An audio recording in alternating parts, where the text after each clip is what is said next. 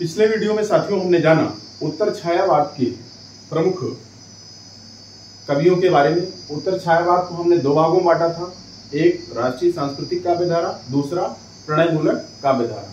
राष्ट्रीय सांस्कृतिक काव्यधारा के अंतर्गत आपने देखा माखनलाल चतुर्वेदी, बालकृष्ण शर्मा नवीन, रामधारी सिंह दिनकर, सियाराम शरण गुप्त, सुभद्रा कुमारी चौहान, श्याम नारायण पांडे और सोहनलाल द्विवेदी, इनके नाम प्रमुख हैं।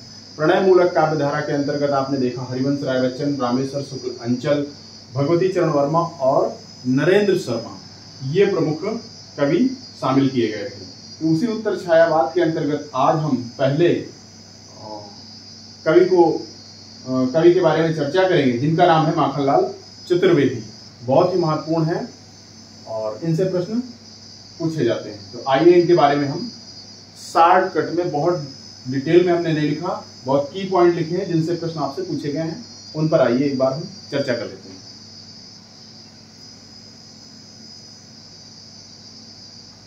देखिए माखनलाल चतुर्वेदी, एक मिनट,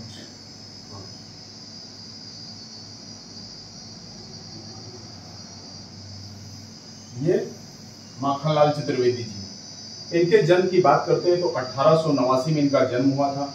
जन्म कहाँ होता है? जन्म होता है मध्य प्रदेश, एमपी, मध्य प्रदेश के होशंगाबाद जिले में। होशंगाबाद जिला है और गांव कौन सा है? बाबई गांव है। ध्यान दीजिएगा साथियों, बाबई गांव है। इनके पिताजी का नाम नंदलाल चतुर्वेदी था और नंदलाल चतुर्वेदी जी जो इनके पिता थे, गांव के ही स्कूल में ये अध्यापक थे। इसीलिए माखनलाल चतुर्वेदी जी की जो प्रारंभिक शिक्षा हुई है वो गांव में हुई है। इनकी प्रारंभिक शिक्षा कहां पर हुई है? वो गांव में हुई है। और इन्होंने अपने जीवन की शुरुआत माखनलाल चतुर्वेदी जी ने भी एक अध्यापक के तौर पर किया था। अब आइए आगे बात करते हैं। इनके जीवन पर 3 व्यक्तियों का प्रमुख रूप से प्रभाव रहा। वो थे मीर सैयद अली मीर। कौन थे?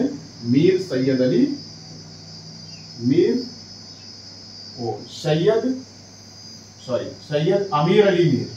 कौन थे?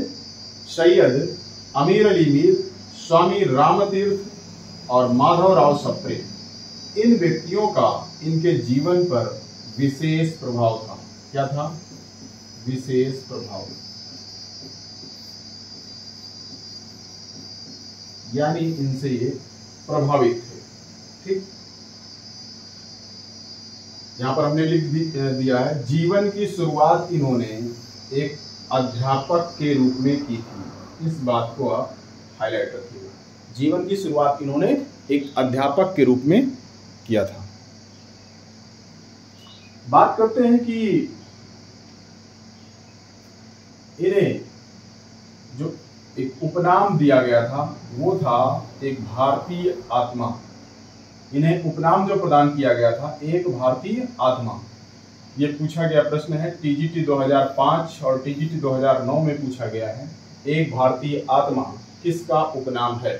तो वो माखनलाल चतुर्वेदी जी का उपनाम है। शुरुआत में बात करते हैं, आरंभिक दिनों में ये क्रांति के दर्शन से प्रभावित थे। जाहिर सी बात है, क्रांतिकारी दौर चल रहा था और राष्ट्रीय भावनाओं से ओतप्रोत कविताएं इस दौर में लिखी जा रही थी, इसलिए इसे राष्ट्रीय सांस्कृतिक काव्यधारा नाम दिया गया था इस काव्यधारा को। बाद में बात करते हैं, कुछ समय बाद इनके विचारों में बदलाव आता है और इनकी आस्था, इनका मन, इनका झुकाव गांधीवादी विचारों की ओर हो जाता है और कई बार ये आंदोलनों में इन्होंने भाग लिया और कई बार जेल गए। ये भी बात इनके जीवन से जुड़ी हुई है। और इन्होंने कई पत्र पत्रिकाओं का भी संपादन किया, जिनमें प्रभा पत्रिका, प्रताप पत्रिका, प्रभा, प्रताप और कर्मवीर, इन पत्रिकाओं का संपादन इन्होंने किया। प्रभा पत्रिका का संपादन जो किया था वो पूना से किया था। कहां से किया था? पूना से। और यह 1913, समय क्या था? इसका 1913। कानपुर से प्रताप पत्रिका का संपादन किया गया था और 1924 में बताया जाता है गणेश शंकर विद्यार्थी की गिरफ्तारी की गई। उस गिरफ्तारी के बाद इन्होंने प्रताप पत्रिका के संपादन का कार्यभार संभाला।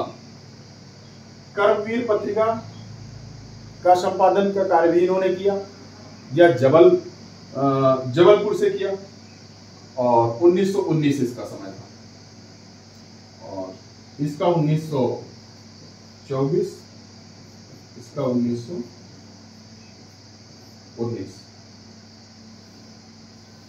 आइए इनकी कुछ रचनाओं के बारे में हम देख लेते हैं।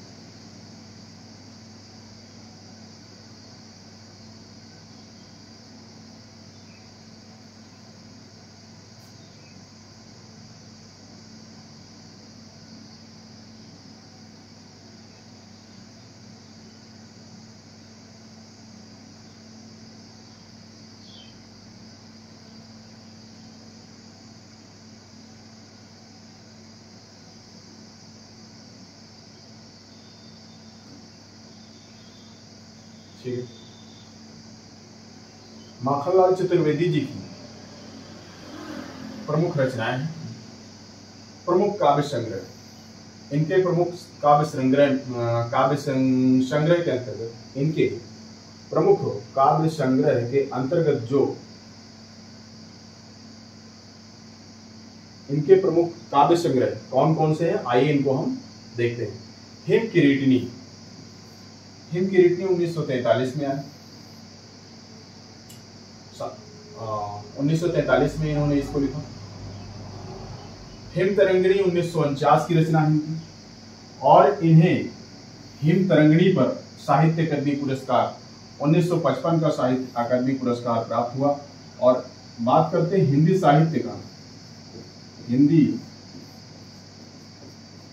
साहित्य के अंतर्गत दिया जाने वाला जो प्रथम साहित्य अकादमी पुरस्कार था वो माखनलाल चतुर्वेदी जी को ही प्राप्त हुआ है। और उनकी रचना कौन सी है जिस पर साहित्य अकादमी प्राप्त हुआ है, तो हिम तरंगिणी है।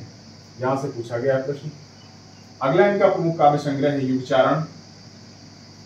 उसके बाद समर्पण, वेणुलो गूंजे धरा प्रमुख काव्य संग्रह है, कई बार पूछा गया है।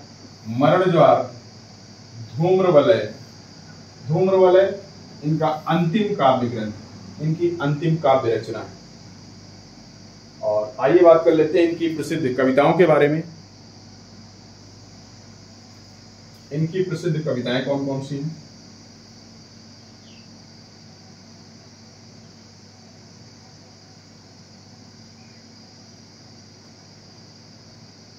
इनकी प्रसिद्ध कविताएं रही हैं कैदी और कोकिला। कैदी और कोकिला याद लीजिएगा, समय काल इनका टाइम पीरियड नहीं पूछता जल्दी से। कैदी और कोकिला ये केवीएस 2008 में पूछा गया प्रश्न। कैदी और कोकिला किसकी रचना है? तो कैदी और कोकिला माखनलाल चतुर्वेदी जी की रचना है। पुष्प की अभिलाषा, इसकी पंक्तियां हर किसी को याद होंगी। मुझे तोड़ लेना वनमाली,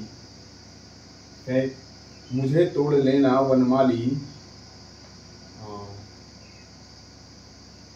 मुझे तोड़ लेना वनमाली करके पंक्तियां हैं, याद नहीं आई। पुष्प की अभिलाषा इनकी वीर रस से पूर्ण कविता है और इनका प्रसिद्ध कविता संग्रह है बिजली काजल आंज रही। कविता संग्रह का नाम क्या है? बिजली काजल आंज रही इनका प्रसिद्ध कविता संग्रह है। तो साथियों, आज हमने चर्चा किया उत्तर छायावाद के अंतर्गत आने वाले प्रमुख कवियों में माखनलाल चतुर्वेदी जी के बारे में। अगले हमारे जो प्रमुख कवि होंगे जिन पर हम वीडियो लेकर के आएंगे उनका नाम है बालकृष्ण शर्मा नवीन। तो आज का वीडियो कैसा लगा आप लोग जरूर, आज का वीडियो आपको कैसा लगा कमेंट करके हमें जरूर बताइएगा। Thank you.